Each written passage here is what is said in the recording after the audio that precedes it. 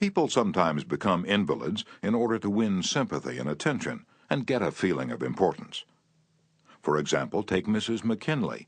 She got a feeling of importance by forcing her husband, the President of the United States, to neglect important affairs of state while he reclined on the bed beside her for hours at a time, his arm about her, soothing her to sleep. She fed her gnawing desire for attention by insisting that he remain with her while she was having her teeth fixed, and once created a stormy scene when he had to leave her alone with the dentist while he kept an appointment with John Hay, his Secretary of State. The writer, Mary Roberts Rinehart, once told me of a bright, vigorous young woman who became an invalid in order to get a feeling of importance. One day, said Mrs. Rinehart, this woman had been obliged to face something, her age, perhaps. The lonely years were stretching ahead, and there was little left for her to anticipate. She took to her bed, and for 10 years her old mother traveled to the 3rd floor and back carrying trays, nursing her. Then one day the old mother, weary with service, lay down and died. For some weeks the invalid languished. Then she got up, put on her clothing, and resumed living again. Some authorities declare that people may actually go insane in order to find, in the dreamland of insanity, the feeling of importance that has been denied them in the harsh world of reality.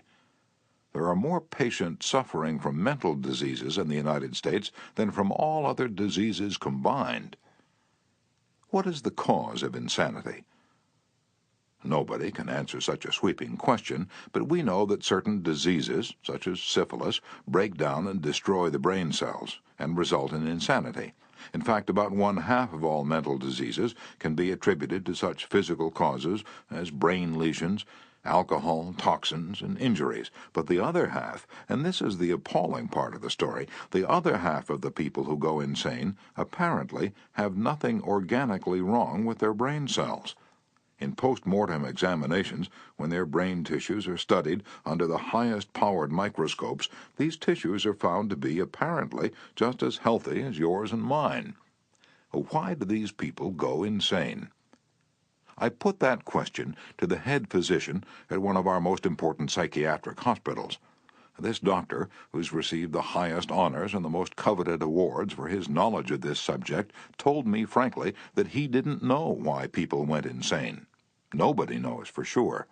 But he did say, many people who go insane find in insanity a feeling of importance that they were unable to achieve in the world of reality. And then he told me this story. I have a patient right now whose marriage proved to be a tragedy. She wanted love, sexual gratification, children, social prestige, but life blasted all her hopes. Her husband didn't love her. He refused even to eat with her and forced her to serve his meals in his room upstairs. She had no children, no social standing. She went insane, and in her imagination she divorced her husband and resumed her maiden name. She now believes she had married into English aristocracy, and she insists on being called Lady Smith. And as for children, she imagines that she has a new child every night. Each time I call on her, she says, "Doctor, I had a baby last night." Life once wrecked all her dream ships on the sharp rocks of reality. But in the sunny fantasy isles of insanity, all her barkentines race into port with canvas billowing and winds singing through the masts. Tragic? Oh, I don't know. Her physician said to me, "If I could stretch out my hand and restore her sanity, I wouldn't do it. She's much happier as she is."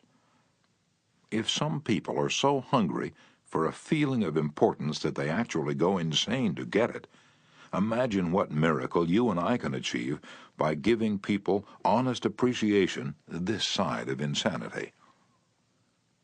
One of the first people in American business to be paid a salary of over $1 million a year when there was no income tax and a person earning $50 a week was considered well off was Charles Schwab.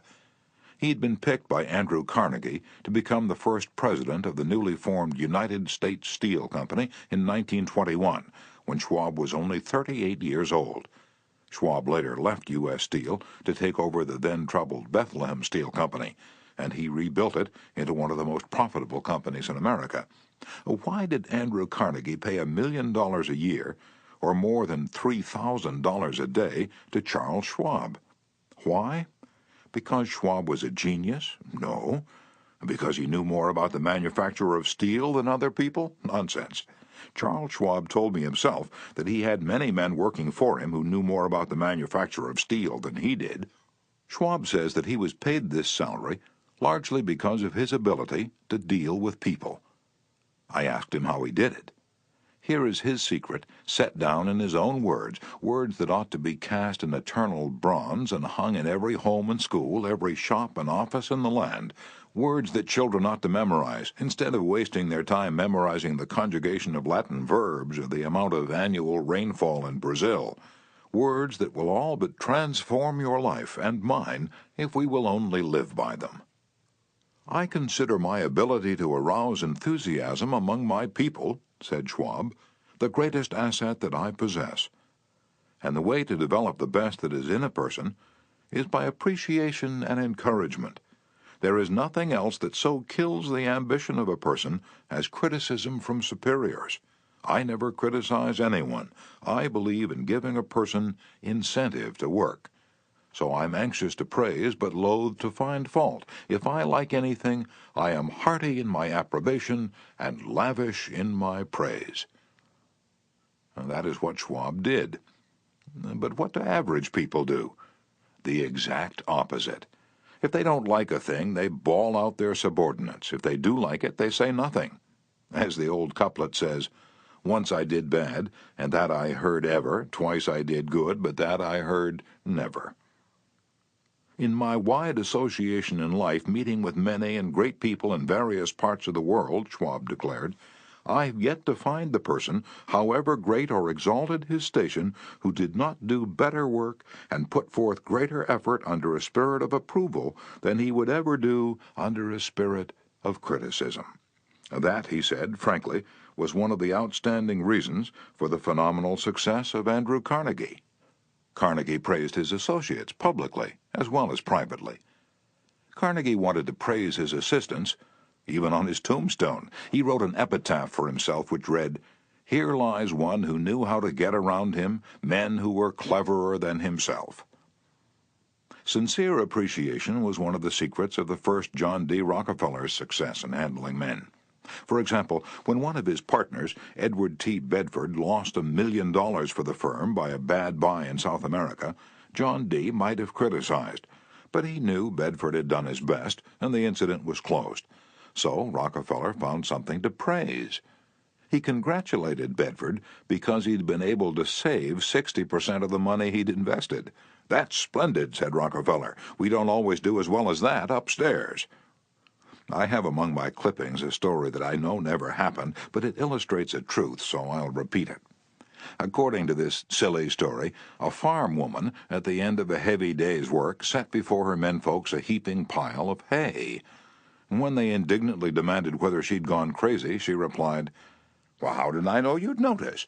I've been cooking for you men for the last 20 years, and in all that time I ain't heard no word to let me know you wasn't just eating hay." And when a study was made a few years ago on runaway wives, what do you think was discovered to be the main reason wives ran away? It was lack of appreciation. And I'd bet that a similar study made of runaway husbands would come out the same way. We often take our spouses so much for granted that we never let them know we appreciate them. A member of one of our classes told of a request made by his wife. She and a group of other women in her church were involved in a self-improvement program. She asked her husband to help her by listing 6 things he believed she could do to become a better wife. He reported to the class. I was surprised by such a request. Frankly, it would have been easy for me to list 6 things I would like to change about her. My heavens, she could have listed 1,000 things you'd like to change about me. But I didn't. I said to her, "Let me think about it and give you an answer in the morning." The next morning, I got up very early and called the florist and had them send 6 red roses to my wife with a note saying, "I can't think of 6 things I would like to change about you. I love you the way you are." When I arrived at home that evening, who do you think greeted me at the door? That's right, my wife. She was almost in tears. Needless to say, I was extremely glad I had not criticized her as she'd requested. The following Sunday at church, after she reported the results of her assignment, several women with whom she'd been studying came up to me and said that was the most considerate thing I've ever heard. It was then that I realized the power of appreciation. Florenz Ziegfeld, the most spectacular producer who ever dazzled Broadway, gained his reputation by his subtle ability to glorify the American girl. Time after time he took drab little creatures that no one ever looked at twice and transformed them on the stage into glamorous visions of mystery and seduction. And knowing the value of appreciation and confidence, he made women feel beautiful by the sheer power of his gallantry and consideration. He was practical. He raised the salary of chorus girls from $30 a week to as high as $175. And he was also chivalrous. On opening night at the Follies, he sent telegrams to the stars in the cast, and he deluged every chorus girl in the show with American Beauty roses. I once succumbed to the fad of fasting and went for 6 days and nights without eating. It wasn't difficult. I was less hungry at the end of the 6th day than I was at the end of the 2nd. Yet I know, as you know, people who would think they'd committed a crime if they let their families or employees go for 6 days without food, but they will let them go for 6 days and 6 weeks and sometimes 60 years without giving them the hearty appreciation that they crave almost as much as they crave food. When Alfred Lunt, one of the great actors of his time, played the leading role in Reunion in Vienna, he said, "There is nothing I need so much as nourishment for my self-esteem." We nourish the bodies of our children and friends and employees, but how seldom do we nourish their self-esteem? We provide them with roast beef and potatoes to build energy, but we neglect to give them kind words of appreciation that would sing in their memories for years, like the music of the morning stars. Paul Harvey, in one of his radio broadcasts, The Rest of the Story, told how showing sincere appreciation can change a person's life. He reported that years ago a teacher in Detroit asked Stevie Morris to help her find a mouse that was lost in the classroom. You see, she appreciated the fact that nature had given Stevie something no one else in the room had. Nature had given Stevie a remarkable pair of ears to compensate for his blind eyes. But this was really the first time Stevie had been shown appreciation for those talented ears. Now, years later, he says that this act of appreciation was the beginning of a new life. You see, from that time on, he developed his gift of hearing and went on to become, under the stage name of Stevie Wonder, one of the great pop singers and songwriters of the 70s. Some of you are saying right now, as you hear these words, "Oh, phooey, flattery, bear oil, I've tried that stuff. It doesn't work, not with intelligent people." Of course, flattery seldom works with discerning people. It is shallow, selfish, and insincere. It ought to fail, and it usually does. True, some people are so hungry, so thirsty for appreciation that they'll swallow anything, just as a starving man will eat grass and fishworms. Even Queen Victoria was susceptible to flattery. Prime Minister Benjamin Disraeli confessed that he put it on thick in dealing with the Queen. To use his exact words, he said, "Spread it on with a trowel." But Disraeli was one of the most polished, deft, and adroit men who ever ruled the far-flung British Empire. He was a genius in his line. What would work for him wouldn't necessarily work for you and me. In the long run, flattery will do you more harm than good. Flattery is counterfeit, and like counterfeit money, it will eventually get you into trouble if you pass it to someone else. The difference between appreciation and flattery, that's simple. One is sincere, the other is insincere. One comes from the heart out, the other from the teeth out. One is unselfish, the other selfish. One is universally admired, the other universally condemned. I recently saw a bust of Mexican hero General Alvaro Obregón in the Chapultepec Palace in Mexico City. Below the bust are carved these wise words from General Obregón's philosophy. "Don't be afraid of enemies who attack you. Be afraid of the friends who flatter you." No, I'm not suggesting flattery. Far from it. I'm talking about a new way of life, Let me repeat. I am talking about a new way of life. King George V had a set of 6 maxims displayed on the walls of his study in Buckingham Palace. One of these maxims said, "Teach me neither to proffer nor receive cheap praise." Well, that's all flattery is, cheap praise. I once read a definition of flattery that may be worth repeating. Flattery is telling the other person precisely what he thinks about himself. Use what language you will, said Ralph Waldo Emerson, you can never say anything but what you are. If all we had to do was flatter, everybody would catch on, and we should all be experts in human relations. When we are not engaged in thinking about some definite problem, we usually spend about 95% of our time thinking about ourselves. Now, if we stop thinking about ourselves for a while and begin to think of the other person's good points, we won't have to resort to flattery so cheap and false that it can be spotted almost before it's out of the mouth. One of the most neglected virtues of our daily existence is appreciation. Somehow we neglect to praise our son or daughter when he or she brings home a good report card, and we fail to encourage our children when they first succeed in baking a cake or building a birdhouse. Nothing pleases children more than this kind of parental interest and approval. And the next time you enjoy filet mignon at the club, send word to the chef that it was excellently prepared. And when a tired salesperson shows you unusual courtesy, please mention it. Every minister, lecturer, and public speaker knows the discouragement of pouring himself or herself out to an audience and not receiving a single ripple of appreciative comment. What applies to professionals applies doubly to workers in offices, shops, and factories, and our families and friends. In our interpersonal relations, we should never forget that all our associates are human beings and hunger for appreciation. It is the legal tender that all souls enjoy. Try leaving a friendly trail of little sparks of gratitude on your daily trips. You will be surprised how they will set small flames of friendship that will be rose beacons on your next visit. Pamela Dunham of New Fairfield, Connecticut, had among her responsibilities on her job the supervision of a janitor who was doing a very poor job. The other employees would jeer at him and litter the hallways to show him what a bad job he was doing. It was so bad, productive time was being lost in the shop. Without success, Pam tried various ways to motivate this person.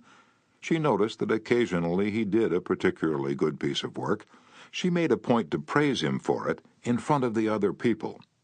Each day the job he did all around got better. Pretty soon he started doing all his work efficiently.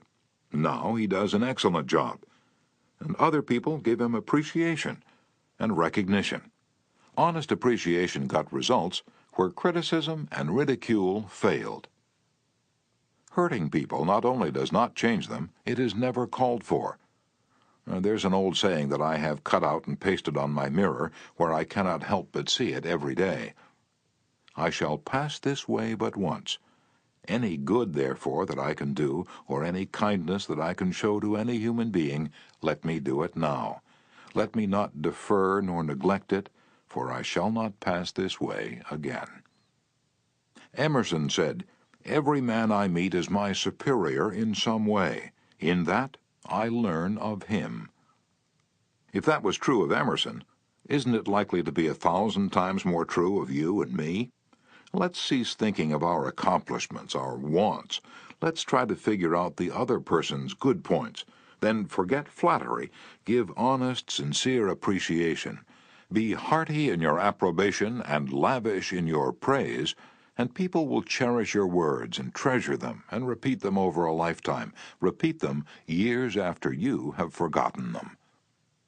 Principle 2. Give honest, sincere appreciation. Chapter 3. He who can do this has the whole world with him. He who cannot walks a lonely way. I often went fishing up in Maine during the summer. Personally, I'm very fond of strawberries and cream, but I found that for some strange reason fish prefer worms. So when I went fishing, I didn't think about what I wanted. I thought about what they wanted. I didn't bait the hook with strawberries and cream. Rather, I dangled a worm or a grasshopper in front of the fish and said, "Wouldn't you like to have that?" Why not use the same common sense when fishing for people? That is what Lloyd George, Great Britain's Prime Minister during World War I, did.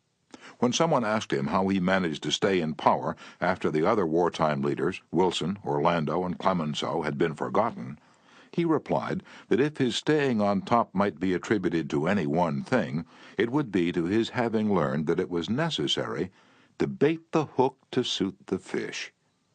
Why talk about what we want? That's childish, absurd. Of course you're interested in what you want. You are eternally interested in it, but no one else is. The rest of us are just like you. We are interested in what we want. So the only way on earth to influence other people is to talk about what they want and show them how to get it. Remember that tomorrow when you're trying to get somebody to do something. If, for example, you don't want your children to smoke, don't preach at them and don't talk about what you want, but show them that cigarettes may keep them from making the basketball team or winning the 100-yard dash. This is a good thing to remember, regardless of whether you're dealing with children or calves or chimpanzees. For example, one day Ralph Waldo Emerson and his son tried to get a calf into the barn. They made the common mistake of thinking only of what they wanted. Emerson pushed and his son pulled, but the calf was doing just what they were doing. He was thinking only of what he wanted, so he stiffened his legs and stubbornly refused to leave the pasture. The Irish housemaid saw their predicament. She couldn't write essays or books, but on this occasion at least she had more horse sense or calf sense than Emerson had. She thought of what the calf wanted. So she put her maternal finger in the calf's mouth and let the calf suck her finger as she gently led him into the barn. Every act you have ever performed since the day you were born was performed because you wanted something. What about the time you gave a large contribution to the Red Cross? Yes, that's no exception to the rule. You gave the Red Cross the donation because you wanted to lend a helping hand. You wanted to do a beautiful, unselfish, divine act. Inasmuch as ye have done it unto one of the least of these, my brethren, ye have done it unto me. If you hadn't wanted that feeling more than you wanted your money, you would not have made the contribution. Of course, you might have made the contribution because you were ashamed to refuse, or because a customer asked you to do it, but one thing is certain. You made the contribution because you wanted something. Harry A. Overstreet, in his illuminating book, Influencing Human Behavior, said, "Action springs out of what we fundamentally desire, and the best piece of advice which can be given to would-be persuaders, whether in business, in the home, in the school, in politics, is first arouse in the other person an eager want. He who can do this has the whole world with him. He who cannot walks a lonely way." Andrew Carnegie, the poverty-stricken Scotch lad who started to work at 2 cents an hour and finally gave away $365 million, learned early in life that the only way to influence people is to talk in terms of what the other person wants. He attended school only 4 years, yet he learned how to handle people. And to illustrate, his sister-in-law was worried sick over her 2 boys. They were at Yale, and they were so busy with their own affairs that they neglected to write home and paid no attention whatever to their mother's frantic letters. Then Carnegie offered to wager $100 that he could get an answer by return mail without even asking for it. Someone called his bet, so he wrote his nephews a chatty letter mentioning casually in a postscript that he was sending each one a $5 bill. He neglected, however, to enclose the money. Back came replies by return mail, thanking dear Uncle Andrew for his kind note, and, well, you can finish the sentence yourself. Another example of persuading comes from Stan Novak of Cleveland, Ohio, a participant in our course. Stan came home from work one evening to find his youngest son, Tim, kicking and screaming on the living room floor. He was to start kindergarten the next day, and was protesting that he would not go. Stan's normal reaction would have been to banish the child to his room and tell him he just better make up his mind to go. He had no choice. But tonight, recognizing that this would not really help Tim start kindergarten in the best frame of mind, Stan sat down and thought, if I were Tim, Why would I be excited about going to kindergarten? He and his wife made a list of all the fun things Tim would do, such as finger painting, singing songs, making new friends. Then they put them into action. We all started finger painting on the kitchen table, my wife Lil, my other son Bob, and myself, all having fun. Soon Tim was peeping around the corner. Next he was begging to participate. "Oh, no, you have to go to kindergarten first to learn how to finger paint." With all the enthusiasm I could muster, I went through the list, talking in terms that he could understand, telling him of all the fun he would have in kindergarten. The next morning, I thought I was the first one up. I went downstairs and found Tim sitting sound asleep in the living room chair. "What are you doing here?" I asked. "I'm waiting to go to kindergarten. I don't want to be late." The enthusiasm of our entire family had aroused in Tim an eager want that no amount of discussion or threat could possibly have accomplished. Tomorrow you may want to persuade somebody to do something. Before you speak, pause and ask yourself, how can I make this person want to do it? That question will stop us from rushing into a situation heedlessly with futile chatter about our desires.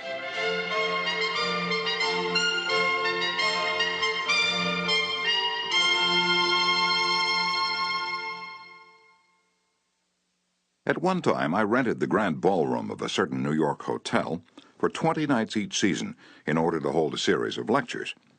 At the beginning of one season, I was suddenly informed that I should have to pay almost 3 times as much rent as formerly. This news reached me after the tickets had been printed and distributed and all announcements had been made. Naturally, I didn't want to pay the increase, but what was the use of talking to the hotel about what I wanted? They were interested only in what they wanted. So a couple of days later, I went to see the manager. "I was a bit shocked when I got your letter," I said, "but I don't blame you at all. If I'd been in your position, I should probably have written a similar letter myself. Your duty as manager of the hotel is to make all the profit possible. If you don't do that, you'll be fired, and you ought to be fired. Now let's take a piece of paper and write down the advantages and the disadvantages that will accrue to you if you insist on this increase in rent." And then I took the letterhead and ran a line through the center and headed one column advantages and the other column disadvantages. I wrote down under the head advantages these words: ballroom free. And then I went on to say, "You'll have the advantage of having the ballroom free to rent for dances and conventions. And that's a big advantage, for affairs like that will pay you much more than you can get for a series of lectures. If I tie your ballroom up for 20 nights during the course of the season, it's sure to mean a loss of some very profitable business to you. Now, let's consider the disadvantages. First, instead of increasing your income from me, you're going to decrease it. In fact, you're going to wipe it out because I cannot pay the rent you're asking. I shall be forced to hold these lectures at some other place. There's another disadvantage to you also. These lectures attract crowds of educated and cultured people to your hotel. That is good advertising for you, isn't it? In fact, if you spent $5,000 advertising in the newspapers, you couldn't bring as many people to look at your hotel as I can bring by these lectures. That is worth a lot to the hotel, isn't it?" As I talked, I wrote these 2 disadvantages under the proper heading and handed the sheet of paper to the manager, saying, "I wish you'd carefully consider both the advantages and disadvantages that are going to accrue to you, and then give me your final decision." I received a letter the next day informing me that my rent would be increased only 50% instead of 300%. Mind you, I got this reduction without saying a word about what I wanted. I talked all the time about what the other person wanted and how he could get it. Suppose I had done the human, natural thing. Suppose I'd stormed into his office and said, "What do you mean, raising my rent 300%, when you know the tickets have been printed and the announcements made? 300%? Ridiculous, absurd, I won't pay it." What would have happened then? An argument would have begun to steam and boil and sputter, and you know how arguments end. Even if I had convinced him that he was wrong, his pride would have made it difficult for him to back down and give in. Here is one of the best bits of advice ever given about the fine art of human relationships. "If there is any one secret of success," said Henry Ford, "it lies in the ability to get the other person's point of view and see things from that person's angle as well as from your own." That is so good I want to repeat it. If there is any one secret of success, it lies in the ability to get the other person's point of view and see things from that person's angle as well as from your own. That is so simple, so obvious, that anyone ought to see the truth of it at a glance, yet 90% of the people on this earth ignore it 90% of the time. An example? Look at the letters that come across your desk tomorrow morning, and you find that most of them violate this important canon of common sense. Take this one, a letter written by the head of the radio department of an advertising agency with offices scattered across the continent. This letter was sent to the managers of local radio stations throughout the country. To Mr. John Blank, Blankville, Indiana. Dear Mr. Blank, the XYZ Company desires to retain its position in advertising agency leadership in the radio field. Who cares what your company desires? I'm worried about my own problems. The bank is foreclosing the mortgage on my house. The bugs are destroying the hollyhocks. The stock market tumbled yesterday. I missed the 8:15 this morning. I wasn't invited to the Joneses' dance last night. The doctor tells me I have high blood pressure and neuritis and dandruff. And then what happens? I come down to the office this morning worried, open my mail, and here's some little whippersnapper off in New York yapping about what his company wants. Bah! If he only realized what sort of impression his letter makes, he would get out of the advertising business and start manufacturing sheep dip. This agency's national advertising accounts were the bulwark of the network. Our subsequent clearances of station time have kept us at the top of agencies year after year. You are big and rich and right at the top, are you? So what? I don't give two hoops in Hades if you're as big as General Motors and General Electric and the General Staff of the U.S. Army all combined.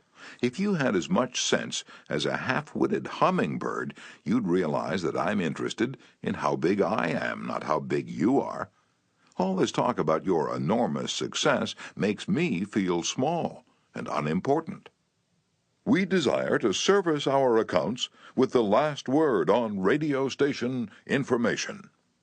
You desire. You desire. You unmitigated ass. I'm not interested in what you desire or what the President of the United States desires. Let me tell you once and for all that I am interested in what I desire, and you haven't said a word about that yet in this absurd letter of yours. Will you therefore put the XYZ Company on your preferred list for weekly station information, every single detail that will be useful to an agency in intelligently booking time? Preferred list? You have your nerve. You make me feel insignificant by your big talk about your company, and then you ask me to put you on a preferred list, and you don't even say please when you ask it. A prompt acknowledgment of this letter, giving us your latest doings, will be mutually helpful. You fool. You mail me a cheap form letter, a letter scattered far and wide like the autumn leaves, and you have the gall to ask me, when I'm worried about the mortgage and the hollyhocks and my blood pressure, to sit down and dictate a personal note acknowledging your form letter, and you ask me to do it promptly. What do you mean, promptly? Don't you know I'm just as busy as you are, or at least I like to think I am? And while we're on the subject, who gave you the lordly right to order me around? You say it will be mutually helpful. At last, you have begun to see my viewpoint, but you're vague about how it will be to my advantage. Very truly yours, John Doe, Manager, Radio Department.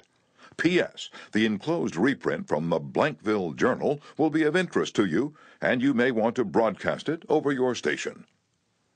Finally, down here in the postscript, you mention something that may help me solve one of my problems. Why didn't you begin your letter with, oh, what's the use? Any advertising man who's guilty of perpetrating such drivel as you've sent me has something wrong with his medulla oblongata.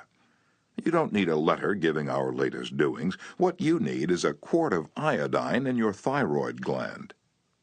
Now, if people who devote their lives to advertising and who pose as experts in the art of influencing people to buy, if they write a letter like that, what can we expect from the butcher and the baker or the auto mechanic?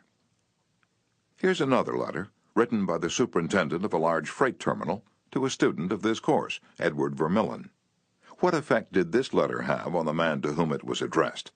Let me read it to you, and then I'll tell you. A. Zarega's Sons, Incorporated, 28 Front Street, Brooklyn, New York, 11201. Attention, Mr. Edward Vermillion. Gentlemen, the operations at our outbound rail receiving station are handicapped because a material percentage of the total business is delivered us in the late afternoon. This condition results in congestion, overtime on the part of our forces, delays to trucks, and in some cases delays to freight. On November 10th, we received from your company a lot of 510 pieces, which reached here at 4:20 p.m. We solicit your cooperation toward overcoming the undesirable effects arising from late receipt of freight. May we ask that on days on which you ship the volume which was received on the above date, effort be made either to get the truck here earlier or to deliver us part of the freight during the morning. The advantage that would accrue to you under such an arrangement would be that of more expeditious discharge of your trucks and the assurance that your business would go forward on the date of its receipt. Very truly yours, John Brown, Superintendent. After reading this letter, Mr. Vermillion, sales manager for A. Zarega's Sons, Incorporated, sent it to me with the following comment. This letter had the reverse effect from that which was intended.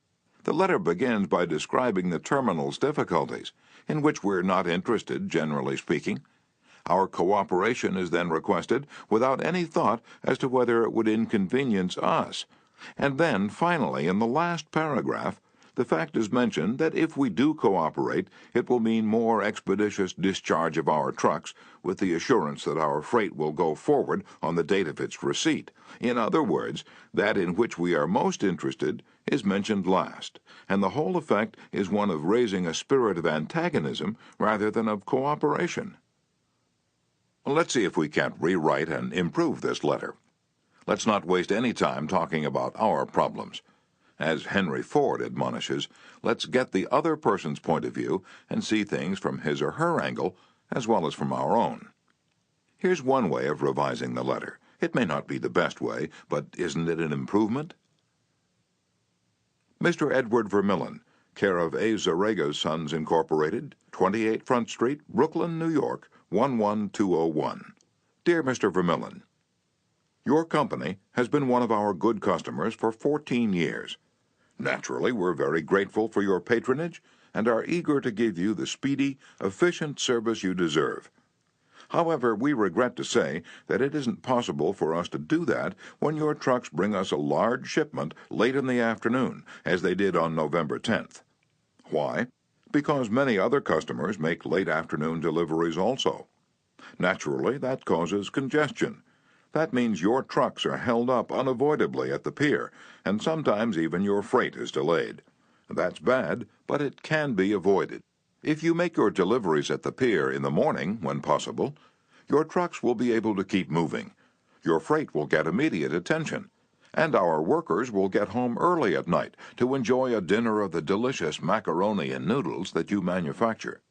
Regardless of when your shipments arrive, we shall always cheerfully do all in our power to serve you promptly. You are busy, please don't trouble to answer this note. Yours truly, John Brown, Superintendent. Barbara Anderson, who worked in a bank in New York, desired to move to Phoenix, Arizona, because of the health of her son. Using the principles she had learned in our course, she wrote the following letter to 12 banks in Phoenix. Dear Sir, my 10 years of bank experience should be of interest to a rapidly growing bank like yours. In various capacities in bank operations with the Bankers Trust Company in New York, leading to my present assignment as branch manager, I have acquired skills in all phases of banking, including depositor relations, credits, loans, and administration. I will be relocating to Phoenix in May, and I am sure I can contribute to your growth and profit. I will be in Phoenix the week of April 3rd, and would appreciate the opportunity to show you how I can help your bank meet its goals. Sincerely, Barbara A. Anderson. Do you think Mrs. Anderson received any response from that letter? 11 of the 12 banks invited her to be interviewed, and she had a choice of which bank's offer to accept. Why? Mrs. Anderson did not state what she wanted, but wrote in the letter how she could help them, and focused on their wants, not on her own. Thousands of salespeople are pounding the pavements today, tired, discouraged, and underpaid. Why? Because they're always thinking only of what they want. They don't realize that neither you or I want to buy anything. If we did, we'd go out and buy it. But both of us are eternally interested in solving our problems. And if salespeople can show us how their services or merchandise will help us solve our problems, they won't need to sell us, we'll buy. And customers like to feel that they're buying, not being sold. Yet many salespeople spend a lifetime in selling without seeing things from the customer's angle. For example, for many years I lived in Forest Hills, a little community of private homes in the center of greater New York. One day, as I was rushing to the station, I chanced to meet a real estate operator who'd bought and sold property in that area for many years. He knew Forest Hills well, so I hurriedly asked him whether or not my stucco house was built with metal lath or hollow tile. He said he didn't know, told me what I already knew, that I could find out by calling the Forest Hills Garden Association. The following morning, I received a letter from him. Did he give me the information I wanted? He could have gotten it in 60 seconds by a telephone call, but he didn't. He told me again that I could get it by telephoning, and then asked me to let him handle my insurance. He was not interested in helping me. He was interested only in helping himself. J. Howard Lucas of Birmingham, Alabama, tells how two salespeople from the same company handled the same type of situation. He reported, "Several years ago, I was on the management team of a small company. Headquartered near us was the district office of a large insurance company. Their agents were assigned territories, and our company was assigned to two agents, whom I shall refer to as Carl and John. One morning, Carl dropped by our office and casually mentioned that his company had just introduced a new life insurance policy for executives and thought we might be interested later on, and he'd get back to us when he had more information on it. The same day, John saw us on the sidewalk while returning from a coffee break, and he shouted, 'Hey, Luke, hold up, I have some great news for you fellows.' He hurried over and very excitedly told us about an executive life insurance policy his company had introduced that very day. It was the same policy that Carl had casually mentioned. He wanted us to have one of the first issued. He gave us a few important facts about the coverage and ended saying, 'The policy's so new I'm going to have someone from the home office come out tomorrow and explain it. Now, in the meantime, let's get the application signed and on the way so he can have more information to work with.' His enthusiasm aroused in us an eager want for this policy, even though we still did not have details. When they were made available to us, they confirmed John's initial understanding of the policy, and he not only sold each of us a policy, but later doubled our coverage. Carl could have had those sales, but he made no effort to arouse in us any desire for the policies. The world is full of people who are grabbing and self-seeking, so the rare individual who unselfishly tries to serve others has an enormous advantage. He has little competition.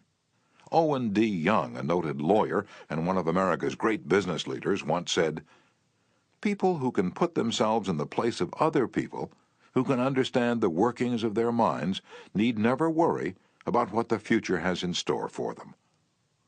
If you get just one thing out of this book, an increased tendency to think always in terms of other people's point of view and see things from their angle, if you get just that one thing, it may easily prove to be one of the building blocks of your career. Looking at the other person's point of view and arousing in him an eager want for something is not to be construed as manipulating that person so that he will do something that is only for your benefit and his detriment. Each party should gain from the negotiation. In the letters to Mr. Vermillion, both the sender and the receiver of the correspondence gained by implementing what was suggested. Both the bank and Mrs. Anderson won by her letter in that the bank obtained a valuable employee and Mrs. Anderson a suitable job. and in the example of John's sale of insurance to Mr. Lucas. Both gained through this transaction. Another example in which everybody gains through this principle of arousing an eager want comes from Michael E. Whidden of Warwick, Rhode Island, who's a territory salesman for the Shell Oil Company. Mike wanted to become the #1 salesperson in his district, but one service station was holding him back. It was run by an older man who could not be motivated to clean up his station. It was in such poor shape that sales were declining significantly. This manager would not listen to any of Mike's pleas to upgrade the station. After many exhortations and heart-to-heart talks, all of which had no impact, Mike decided to invite the manager to visit the newest Shell station in his territory. The manager was so impressed by the facilities at the new station that when Mike visited him the next time, his station was cleaned up and had recorded a sales increase. This enabled Mike to reach the #1 spot in his district. All his talking and discussion hadn't helped, but by arousing an eager want in the manager, by showing him the modern station, he had accomplished his goal, and both the manager and Mike benefited. Most people go through college and learn to read Virgil and master the mysteries of calculus without ever discovering how their own minds function. For instance, I once gave a course in effective speaking for the young college graduates who were entering the employ of the Carrier Corporation, the large air conditioner manufacturer. One of the participants wanted to persuade the others to play basketball in their free time, and this is about what he said. "I want you to come out and play basketball. I like to play basketball. The last few times I've been down to the gymnasium, there haven't been enough people to get up a game. 2 or 3 of us got to throwing the ball around the other night, and I got a black eye. I wish all of you would come down tomorrow night. I want to play basketball." Did he talk about anything you want? You don't want to go to a gymnasium that no one else goes to, do you? You don't care about what he wants. You don't want to get a black eye. Could he have shown you how to get the things you want by using the gymnasium? More surely. More pep, keener edge to the appetite, clearer brain, fun, games, basketball. To repeat Professor Overstreet's wise advice, first, arouse in the other person an eager want. He who can do this has the whole world with him. He who cannot walks a lonely way. One of the students in my training course was worried about his little boy. The child was underweight and refused to eat properly. His parents used the usual method. They scolded and nagged. "Mother wants you to eat this and that. Father wants you to grow up to be a big man." Did the boy pay any attention to these pleas? Just about as much as you pay to one fleck of sand on a sandy beach. No one with a trace of horse sense would expect a child 3 years old to react to the viewpoint of a father 30 years old. Yet that was precisely what the father had expected. It was absurd. He finally saw that. So he said to himself, "What does that boy want? How can I tie up what I want to what he wants?" It was easy for the father when he started thinking about it. His boy had a tricycle that he loved to ride up and down the sidewalk in front of the house in Brooklyn. A few doors down the street lived a bully, a bigger boy who would pull the little boy off his tricycle and ride it himself. Naturally, the little boy would run screaming to his mother, and she would have to come out and take the bully off the tricycle and put her little boy on again. This happened almost every day. What did the little boy want? It didn't take a Sherlock Holmes to answer that one. His pride, his anger, his desire for a feeling of importance, all the strongest emotions in his makeup, goaded him to get revenge, to smash the bully in the nose. And when his father explained that the boy would be able to wallop the daylights out of the bigger kid someday if he would only eat the things his mother wanted him to eat, when his father promised him that, there was no longer any problem of dietetics. That boy would have eaten spinach, sauerkraut, salt mackerel, anything in order to be big enough to whip the bully who had humiliated him so often. After solving that problem, the parents tackled another. The little boy had the unholy habit of wetting his bed. He slept with his grandmother. In the morning, his grandmother would wake up and feel the sheet and say, "Look, Johnny, you did it again last night." He would say, "Well, no, I didn't do it, you did it." Scolding, spanking, shaming him, reiterating that the parents didn't want him to do it, none of these things kept the bed dry. So the parents asked, How can we make this boy want to stop wetting his bed? What were his wants? Well, first, he wanted to wear pajamas like Daddy instead of wearing a nightgown like Grandmother. Grandmother was getting fed up with his nocturnal iniquities, so she gladly offered to buy him a pair of pajamas if he'd reform. Secondly, he wanted a bed of his own. Grandma didn't object. His mother took him to a department store in Brooklyn, winked at the salesgirl, and said, "Here's a little gentleman who would like to do some shopping." The salesgirl made him feel important by saying, "Young man, what can I show you?"